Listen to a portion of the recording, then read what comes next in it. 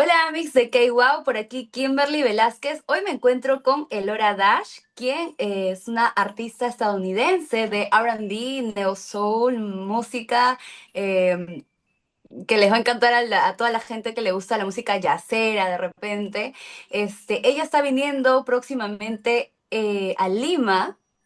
Tiene un mini tour que va a ser aquí por el Gato Tulipán, por Ritual Virtual. Y ya estaremos hablando más acerca de ello en la entrevista, pero esta entrevista se va a hacer en inglés. Así que, hi Elora, welcome to Kwow Music. How are you? Nice to meet you. Nice to meet you. I'm doing well. How are you? Fine, thanks. It's very cold here. Yeah, it's very hot here. It's the opposite. Okay, so let's start about you and your connection with the music. I was looking for your profile and looking for the music you upload, and you have one instrumental album and few of your songs on the streaming platforms. But as we look deeper, we found some Elora performing at the piano and some live performance. And how can you explain about your connection with the music? Yeah, so I started with that instrumental album, which I'm a singer, so it seems kind of random that I would have an instrumental album.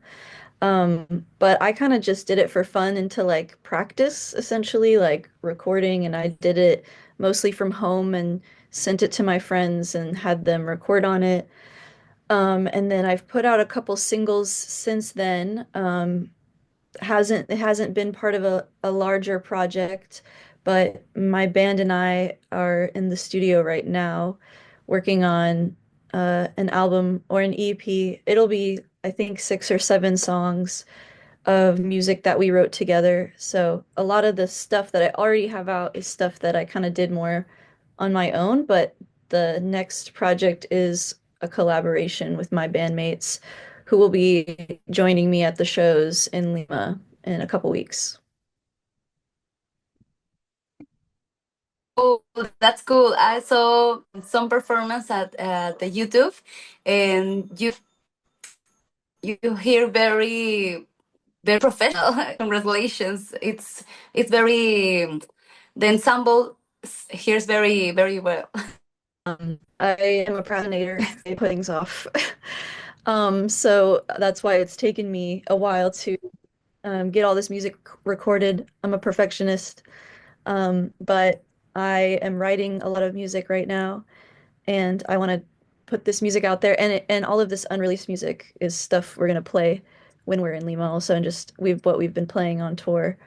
So I'm looking forward to everyone seeing it live because I feel like that's the best version of it. That's the way that I like to share it, I guess. My favorite thing is being on stage and connecting with people that way. And I think maybe that's why I take so long to record because my favorite part about it is performing for people, and in the studio it's just you. So so I'm excited to bring the show to Lima and to see how people react to it there. Yes, and it's your first time here. Have you ever have a connection with Peruvian people, Peruvian culture? Yeah, my friend Diego is from Lima, and his band Tumbao came there last year, in April, and I came along kind of just for fun and kind of as tour manager, just helped them, with travel stuff and itineraries. And Diego's in the band and was also organizing everything, so kind of just being help for him. And it was really fun, and I loved Lima, and it was beautiful, and I thought everyone was so nice, and the venues were really cool, and the city is really cool, and there's so many awesome things about it. And I told Diego, I was like, I want to come back here with my band. And they let me sing one song with them, and it was really fun. And met some other musicians while I was there too. So looking forward to reconnecting with them while we're there as well. Yeah, I found out that you're collaborating with some local artists as Andrea Martinez. Have you heard their music? Yeah, I've been checking everybody out. It's everyone's got a different style, and it's gonna be really cool to put all together. Cool, nice.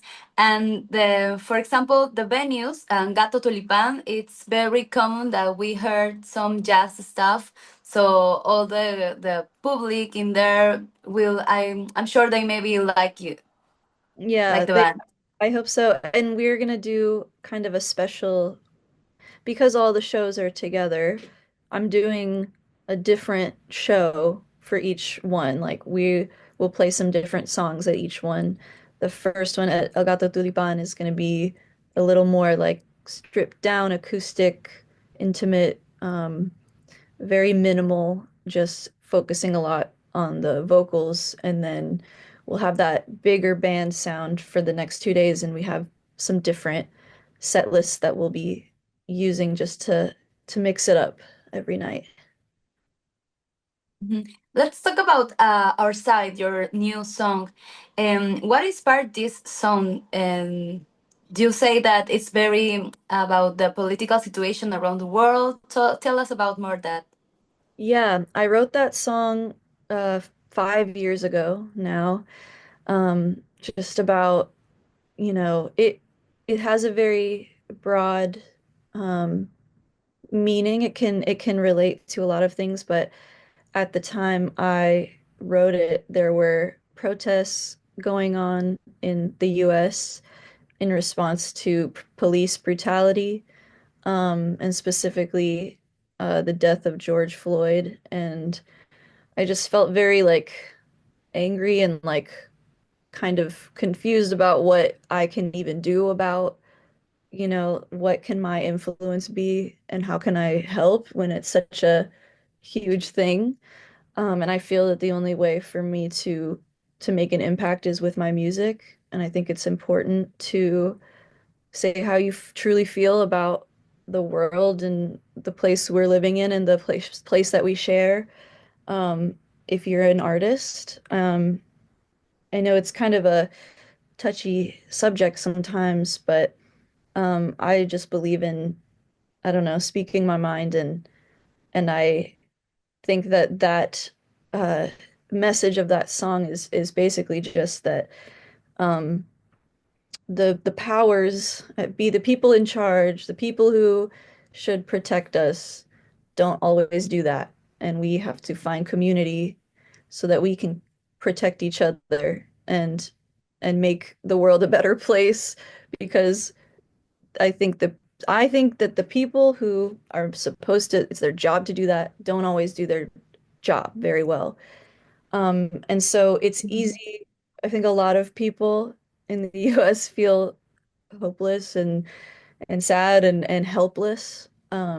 But I feel like that song in the chorus kind of like asks for people to maintain that hope and like don't forget about the connection you do have with people, even though if there are people who may not realize the harmfulness of it, there's a lot of people that are there that agree with you and want to support you. So we're not alone in it, is kind of the message. Yeah, and it has a very powerful message. And when 5 years ago you wrote it, and 5 years now, it's very it's very important to share that, to spread that message. Yeah, yeah, I think so. And it keeps coming back up as I'm like, wow, this I want to play this song at this show because of some new thing that happened that our government did. And yeah, and I'm, you know, I am accepting of all people, and I want to spread that more than anything, that we should lead with kindness and love.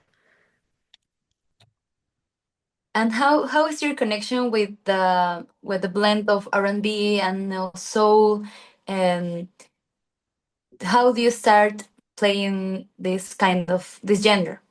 Yeah, I grew up mostly my family is Indian, and my mom grew up in India.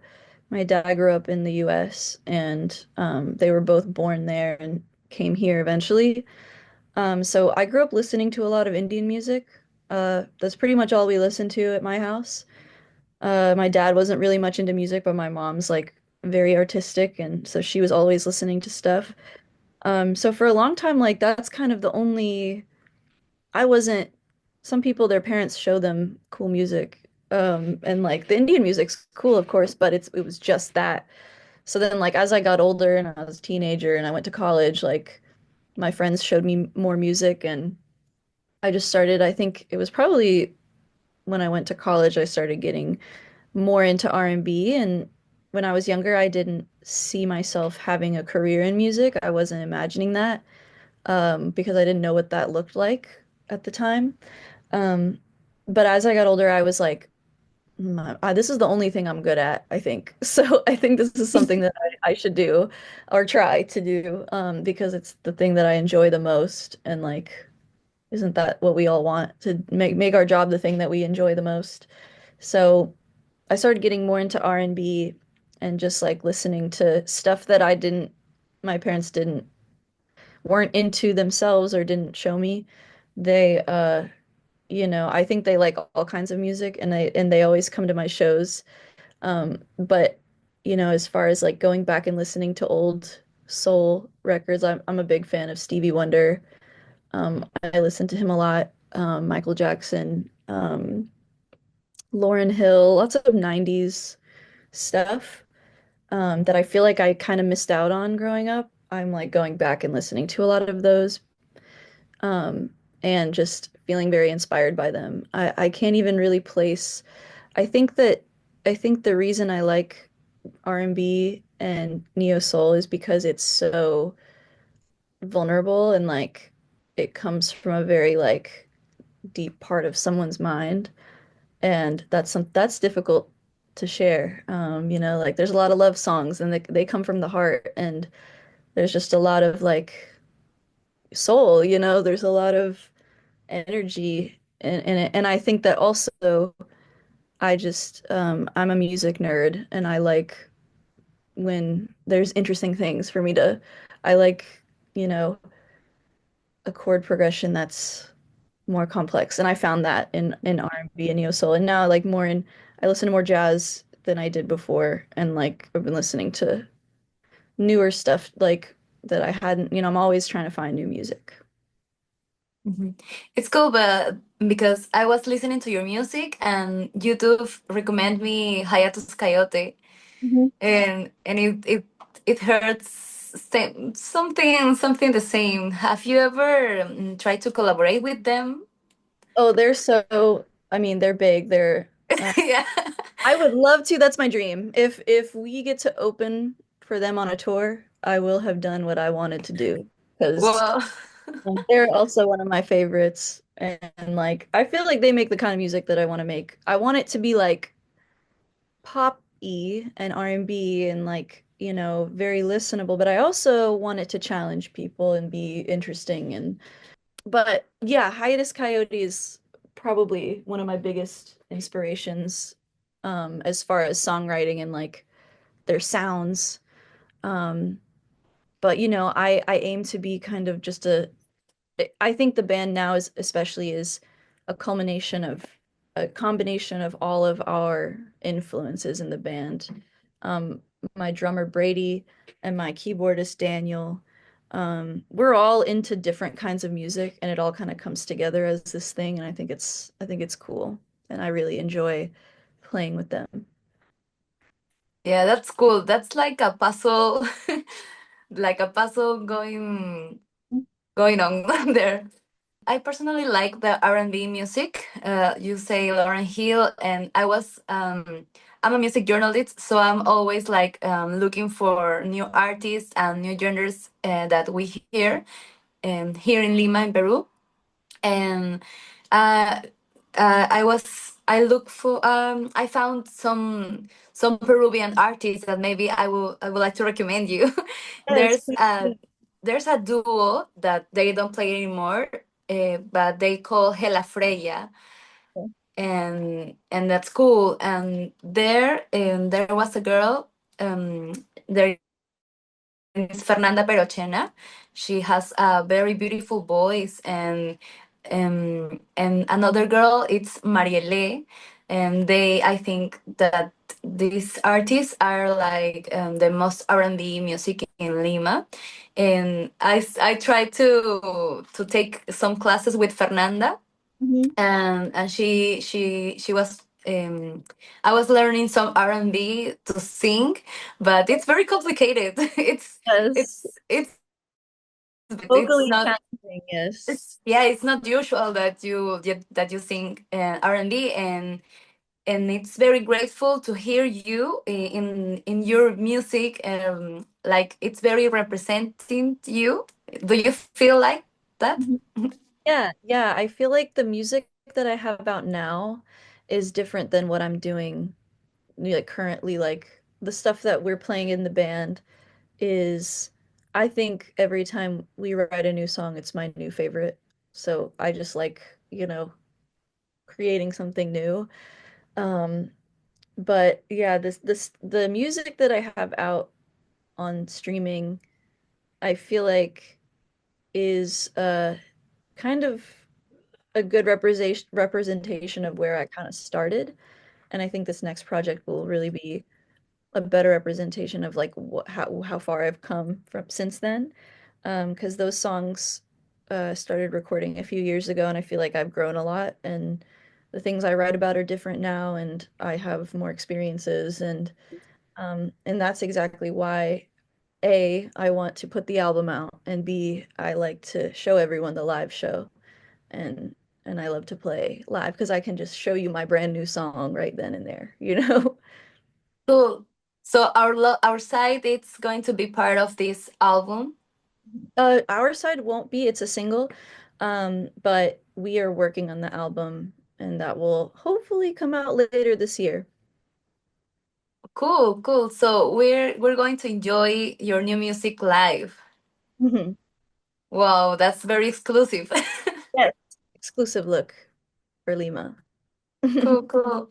And you have such a strong presence on stage. Have you ever tried some classes or something, or you like spread all your music like that?